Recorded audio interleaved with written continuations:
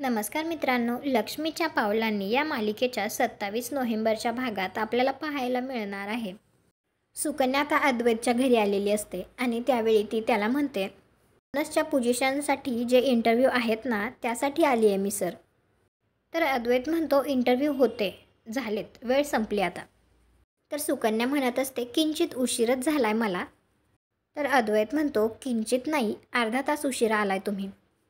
त्यानंतर अद्वैत आता सांगत असतो, आबासाहेब चांदेकरांची नर्स म्हणून आम्ही ज्यांचं सिलेक्शन केलं आहे त्या आहेत मिस. त्यानंतर घरी आल्यावर सुकन्या सांगत असते, तो देवळातला माणूस आठवतोय का तुला, त्याच्या घरीच होता इंटरव्ह्यू. तर ती म्हणते, हो तो माणूस जरा विचित्रच आहे. तर सुकन्या म्हणते, तो माणूस बघितला ना की मलासुद्धा काहीतरी वेगळंच होतं. तर ती विचारते, वेगळंच म्हणजे. तर सुकन्या म्हणते, तो माणूस समोर आला ना की धडधडायला लागतं. असं का होतंय मला.